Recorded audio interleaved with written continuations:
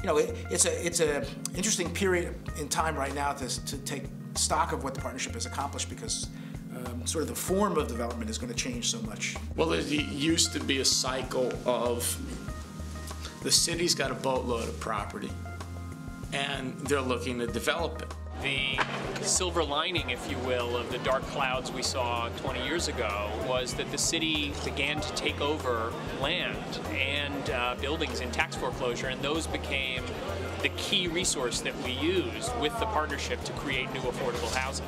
We were so successful over the years that the city now has little or no inventory of land left. There are about 300 sites available for development. So what puts us in a position, and we still have a desperate need for affordable housing. 25 years ago, we thought that these neighborhoods would never come back. Today, many people are saying building 2- and 3-family houses isn't enough, that we can now go back to building 5- and 6-story buildings. So the challenge is huge, but it's very impressive how the organization has continued to morph and change and adapt to what is a very different world, and quite honestly a world that no one really could have anticipated 15, 20 years ago. New York City being a very densely built environment, construction of new housing supply will always involve the intersection of the private sector with the ability to build and government with its subsidies or its regulation, its control of development rights. There will always be a role for an intermediary between the government and the private sector to get the housing done. The future for the Housing Partnership is bright. There continues to be a need for affordable housing in New York City. We just have to be more creative in how we find those opportunities. So it might be a conversion of a hospital where we're building home ownership, but it could also be conversion of a church where we'd be building a new sanctuary for the congregation, as well as providing 50 or so units of affordable housing.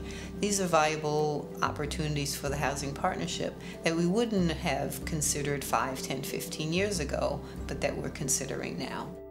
The program that has been implemented here through the Housing Partnership, it's such a great model, and I wish that would take hold in other communities that need it. Right now, where we're building in Atlantic City, they could use a program like that. Home ownership makes everyone feel good. Knowing that state government and working with city government could help people realize their dream of home ownership is very positive. And I congratulate the Housing Partnership and all of our partners, because together we've had a great 25 years, and I look forward to many more years to come.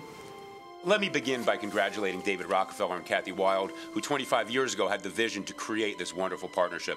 One of the cliches that I use, and I think it captures so much of what you have accomplished, is nobody has ever washed a rental car. You are creating ownership, you are creating communities, places where people have invested not only their dollars, but their emotions and their aspirations for the future. And what you do when you build the units that in partnership with the city and the state, we can create and build new communities, you are building the future of the city, building the homes of New York State. And so I thank you for it. I wish you the best and say congratulations. With the innovation of our developers, the commitment of our financial institutions, the compassion of our community groups, and the social conscience of the public sector, the Housing Partnership has participated in over 28,000 units of affordable housing over the last 25 years. We look forward to addressing the challenges of the future with the continued support of our valued partners.